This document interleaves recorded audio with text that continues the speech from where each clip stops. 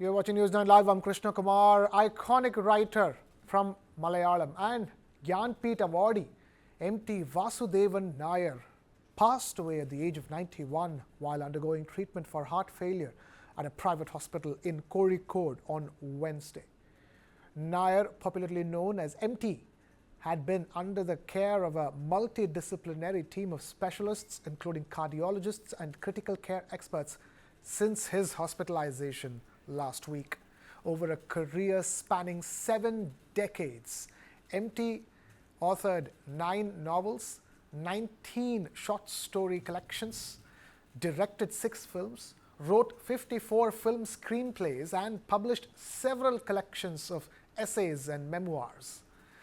M.T. Vasudevan Nair received the Gyanpith Award in 1995, India's highest literary honor, along with many other accolades like the Kendra Sahitya Akademi Award, Kerala Sahitya Akademi Award, Vayalar Award, Vallathol Award, Eluthachan Award, Mathrubhumi Literary Award, and ONV Literary Award as well. In 2005, he was honoured with the Padma Bhushan, India's 3rd highest civilian award.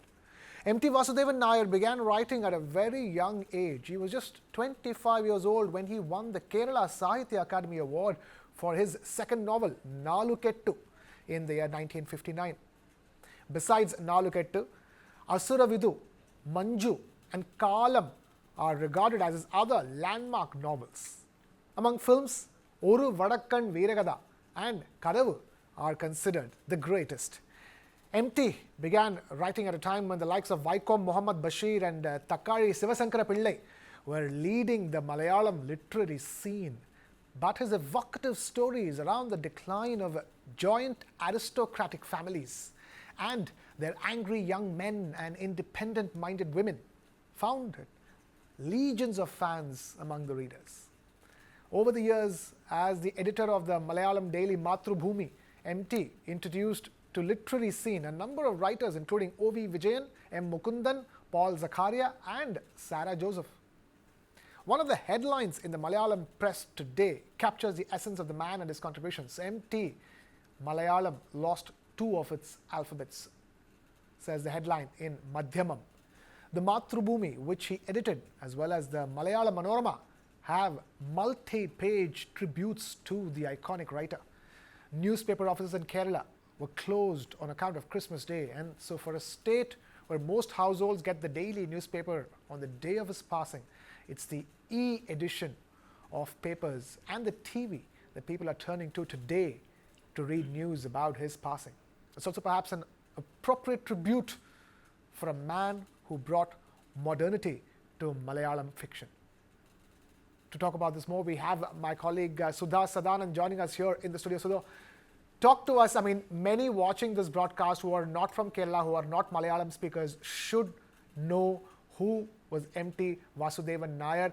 From being a journalist to, in fact, he began as a novel writer, and then in between his careers, there was journalism. If you look at his awards, so that tells a story. He's won awards for journalism, he's won awards for literary works, he's won awards for film works as well.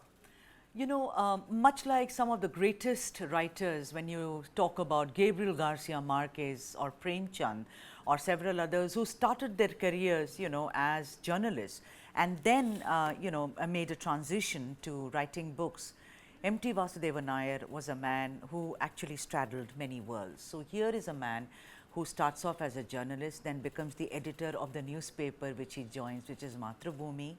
Then, of course, as a 20-year-old starts writing, and then he also directs films and is considered I'm still speaking of him in the present tense, such was the greatness of M.T., as he was affectionately called and popularly called. But he was somebody, his screenplays are now legendary. So look at it, Krishna, at the age of 20, when we are all kind of, still going through, how to kind of manage a job or what to do further, he writes his first short story. you know, and he wins the New York award for storytelling, which is of course done New York Times and New York Herald Times, and as well as Hindustan Times and Mathrubhumi. Then at 25, he writes his first novel, which is Nalakatte, which is about these Taravards, you know, these Nair, Menon Taravards, these big homes which are there in the matrilineal system that we see in Kerala, which we used to and still exist to a great extent. The greatest thing, and you told the viewers about Tagari Shivashankara Pillai, you spoke about Bashir, you spoke about O.V. Vijayan, some of them, you know, actually were introduced by M.T. The greatest thing about M.T. was he wrote about love, and so beautifully. But better, he wrote about the loss. When you lose a love, how do you feel about it? He wrote about, you know, the interpersonal relationships within a huge family, like a joint family in Kerala, where everyone lived together. He also spoke about the social changes, and particularly reflected in rural Kerala. But what was great is, you know, apart from Tagari, you know, who actually veered more towards leftist leanings, and even O.V. Vijayan, Tagari, it's very clear, you know, very, very famous for Chemmeen, which was also made into a film, or even Bashir. This man, he just stuck, he did not have any political leanings. His dedication was towards the story that he was telling, his love of the characters that he was, you know, he was portraying. I think some of the greatest is, you know, Kalam, which is so beautiful, Nalukette, and also Asuravit, which means the seed of the demon, which actually speaks about these large homes, you know, a huge novel, almost like the novel of Sharat Chandra or Vibhuti Bhushan Bandyopadhyay in Bengal, or, you know, where you speak about generations of how people manage their lives, manage their loves, and the change when it comes to families, as well as the general social change and political change which is reflected in Kerala. Right.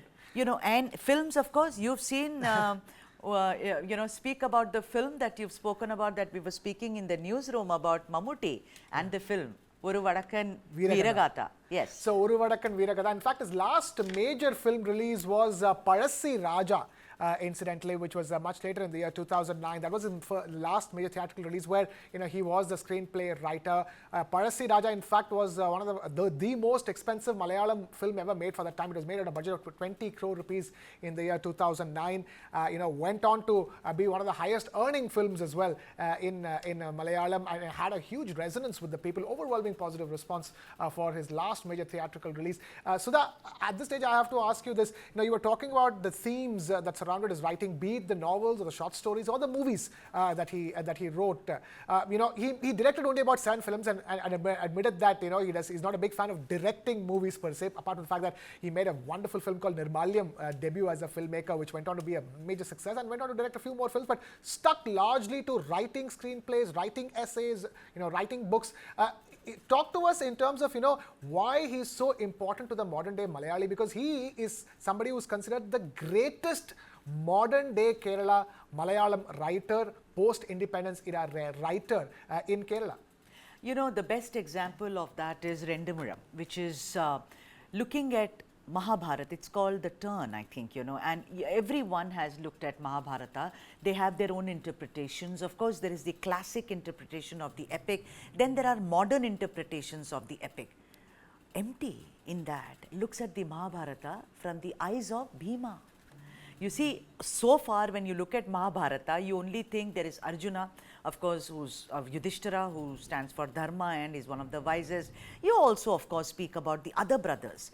But Bhima, who's only known for brawn, who's only known for his prowess, not much has been spoken about Bhima, except that whenever he appears in the Mahabharata, you know, a problem will be solved because of the way he's built and who he is, the son of Hanumana. But look at the way M.T. does it. M.T. says, let's look at the Mahabharata from the eye of Bhima, and gives it a kind of a modern look completely. So that is the best example according to me. And also Nirmalyam, you spoke about. In Nirmalyam, the oracle and the Devi's face, I mean, that scene is something which I think will go down in the annals, because again, he takes what is traditional and he turns it around to give his own interpretation of what it should be. Whether it was in love and romance, whether it's a married woman, whether it's a widow, whether it's an old woman who's just said bye-bye to her youth. But all these women characters in M.T.'s novels come very alive, Krishna. All the characters, especially the women characters, come alive in M.T. Vasudevan Nayar's works. Quickly, if I were to ask you, the loss is a massive one for all Malayalis, and in fact for the nation. I mean, he is, his works have been one of the highest in terms of getting translated into English. In terms for Indian writers who are writing in regional languages, his works have been translated the most. So it's a loss. It's a massive loss for Kerala and the nation. Absolutely. The legacy that we as a country have about big novels, whether it's Bengal, whether it's even Gujarati, Saraswati Chandra being a novel by Tripathi, or whether it's M.T. Vasudevan Nayar, whether it's O.V. Vijayan, whether it's Bashir, all of them stand for what is called an expansive look when it comes to literature. It's not just one family, it is just that many characters. So I think that India, somewhere is lost, because we are all now nuclear families. Our problems are almost the same and very urban. But that rural Kerala, what the family faced, how they fought against it, and how they always existed as a family, right. with M.T. we've lost it.